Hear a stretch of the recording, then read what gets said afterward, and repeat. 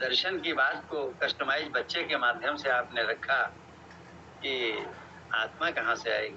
वाह, बहुत बहुत। गार्गी जी ने उपयोगिता शीर्षक लघु कथा में बहुत सुंदर तथ्य को बड़ी मारक क्षमता के साथ प्रस्तुत किया, लेकिन उनकी जो मातृभाषा है, जो पारिवारिक भाषा है, उसका प्रभाव उन पे रहता है। तो वो जैसे का प्रयास की जगह की प्रयास कह जाती है। और हमारी जन्मभूमि की जगह हमारा जन्मभूमि, ऐसे दो मैंने नोट कर लिए थे, बाकी और सब जगह भी ऐसे है। तो मैं उनको एक मित्र के नाते ये परामर्श दूंगा। मित्र परामर्श अच्छा लगता है, कोई बड़े बूढ़े बन के परामर्श दे तो बोझ लगने लगता है, इसलिए मैं मित्रता से अपनी पत्र लिखने के बाद आप पर केवल इतना देख डाला करिए कि जो विभक्तियां हैं, विभक्तियां समझते हैं का की के वगैरह, तो ये सही लगी है या नहीं लगी, लिंग के अनुरूप है या लिंग के विपरीत नहीं हो गई। और अगर खुद नहीं कार्य कर सके तो अपने किसी अन्य मित्र को दिखा लीजिए। और इस कार्य के सबसे अच्छे मित्र आपके बच्चे होते हैं, अगर साथ दे जाए तो दिखा लेंगी तो ये त्रुटियां अपने आप को बताते हैं। जी सर, ये बहुत बड़ी त्रुटि है, पहले से थोड़ा कम हुई है। मुझे विश्वास है आप प्रयास कर रही होंगी, लेकिन उसकी तरकीब मैंने बताई कि 2-3 बार पढ़ें और किसी अन्य मित्र को दिखा दें। जी। नीता शर्मा जी ने मुहावरों को प्रयोग करके कमाल कर दिया। आज मुहावरों का प्रयोग 2 जगह बहुत जबरदस्त हुआ। नीता शर्मा जी ने तो मुहावरों की झड़ी लगा दी। आम हो चाहे अनार हो चाहे अंगूर हो, एक से एक मुहावरा उसके माध्यम से, और सबका निचोड़ कि भाई दम बसे बचो। बहुत बढ़िया थी। और दूसरा मुहावरा का प्रयोग निर्मल जी की रचना में दिखाई दिया, जिसका शीर्षक ही था चिकना गड़ा। दोनों प्रयोग लाजवाब रहे, दोनों को बहुत बहुत बधाई। और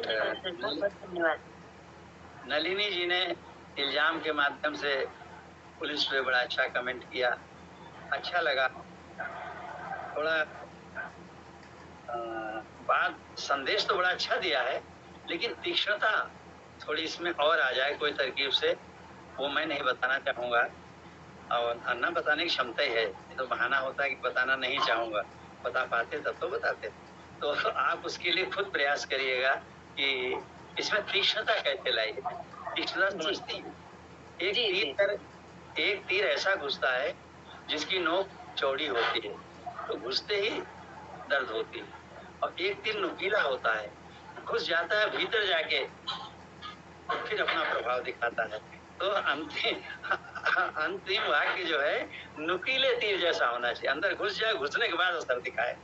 तो अभी नुकीला मुझे ऐसा लग रहा है। जी और सुषमा जी ने बड़ा बढ़िया नामिनी वाला एक सवाल किया, शीर्षक बड़ा अच्छा लगा। एक सवाल बिल्कुल सटीक है शीर्षक, एक सवाल में ही लव कथा खत्म। नामिनी बेटे ही क्यों हैं, बेटियां क्यों नहीं, बहुत बढ़िया सवाल है। और लव कथा में कोई कथा का अंश वास्तव में है नहीं। अगर देखा जाए तो इसके पीछे सारी कथा चली आएगी जो इतिहास है पूरा, कि जब से महिला वर्ग उपेक्षित होता रहा है वो है, लेकिन लव कथा के अंदर कथा का अंश मुझे बहुत कम दिखाई दिया। वो भी ध्यान देने की जरूरत है।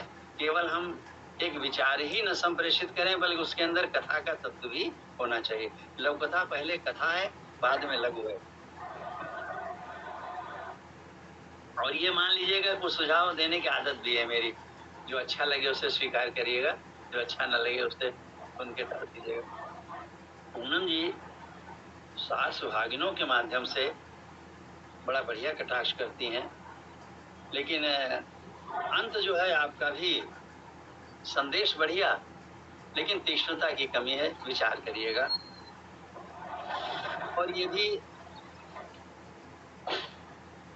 कहने का ढंग बहुत साधारण है कि जैसे विधवाओं की उपेक्षा हो रही है, विधवा ही उसको कह रही है,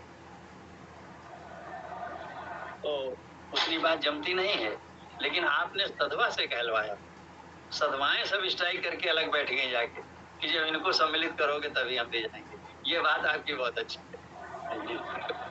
पीड़ित है वही अपनी पीड़ा व्यक्त करे तो उसमें आनंद नहीं आता, मतलब कथा का तब तो नहीं आता, चमत्कार नहीं पैदा होता। निधि गुप्ता जी ने मिट्टी की चादर के माध्यम से पुनः एक दार्शनिक लव कथा प्रस्तुत की और थोड़ी सी अस्पष्टता जरूर है उसमें। मैं अस्पष्ट न कहूं तो ये कहूंगा कि मुझे लिखित रूप में उस लव कथा को कम से कम 8-10 बार पढ़ना पड़ेगा, तब मैं उसके पूरे तत्व को ग्रहण कर पाऊंगा। अगर एक बार में ही हो जाए तो ज्यादा अच्छा है, नहीं तो फिर आप ऐसा लिखेंगे तो हम 10-10 बार भी पढ़ेंगे, ऐसा क्या होगा। और निर्मल जी ने बाकी संकेत तो कर ही दिया है। वर्तनी आपकी कैसी है ये तो मैं किसी के लिए आज नहीं बोल पा रहा हूँ। वो काकी तो मैंने सुन लिया तो बोल दिया, नहीं तो लव कथाएं जब पढ़ी जाएं विधिवत तभी वर्तनी पे टिप्पणी की जा सकती है। सिद्धेश्वर जी, हाँ, क्या बात है। माँ शीर्षक रचना में जो बात कही थी कि माँ कभी बांझ नहीं होती, वो जितना मेरी प्रशंसा में कह गए हैं मेरे अंतिम वाक्य पे, मारक वाक्य पे, बस मैं उनको 10 गुना करके वापस लौटा रहा हूँ। इतना जोरदार ये मारक वाक्य है, अंत है कि माँ कभी बांझ नहीं होता। क्या बात, बधाई हो आपको। आपकी लभ्यता समीक्षा के योग्य नहीं बल्कि अनुकरण के योग्य है। हमको लोगों को सबको सीखना चाहिए कि लव कथा ऐसे लिखी जाती और अंतिम प्रभाव को ऐसे छोड़ा जाता। निर्मल जी के चिकनाघड़ा पे बात हो चुकी है। मेरी समझ में मैंने समीक्षा नहीं की, मेरे मन में जो कुछ आया मैंने कह दिया। और समीक्षा के अंतर्गत कोई भी बात अच्छी लगे तो उसे ग्रहण करना चाहिए, कोई अच्छी न लगे तो उसे ग्रहण नहीं करना चाहिए।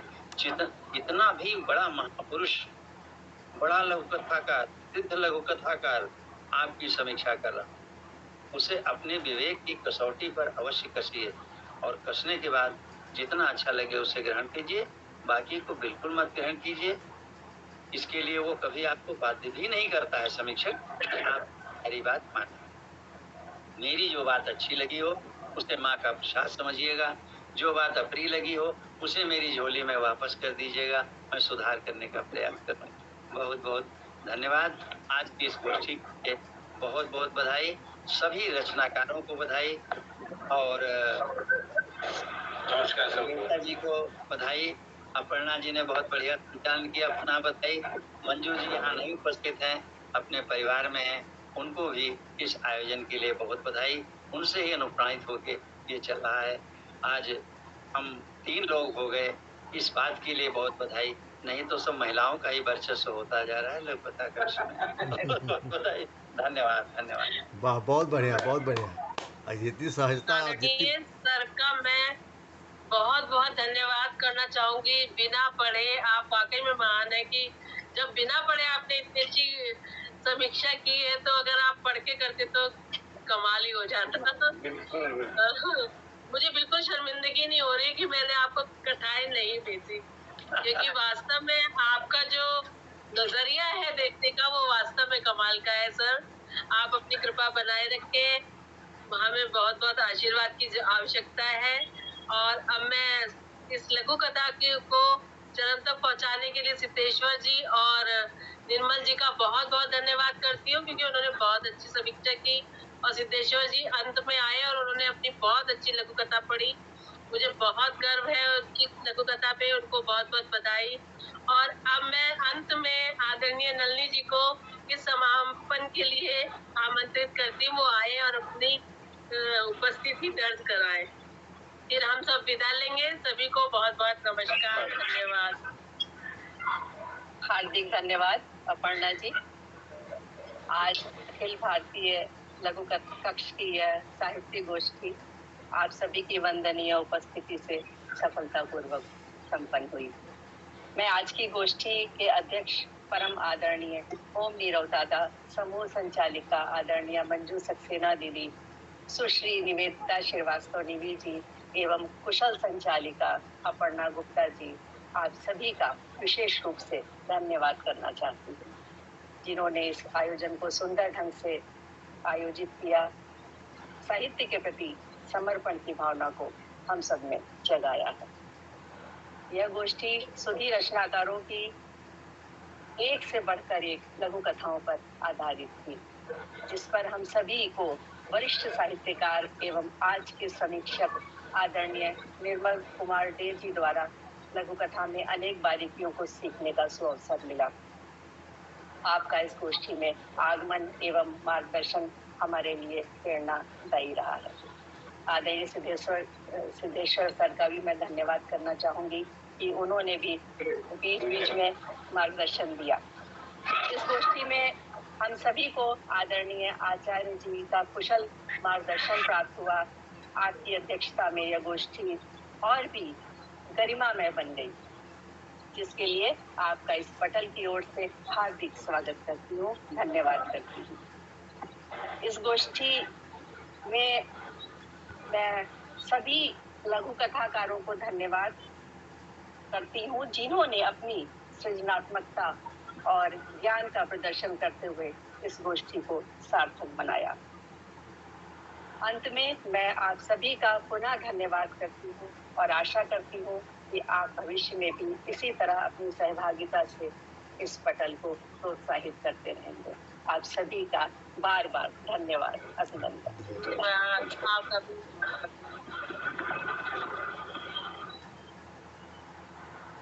सब लोग जाए।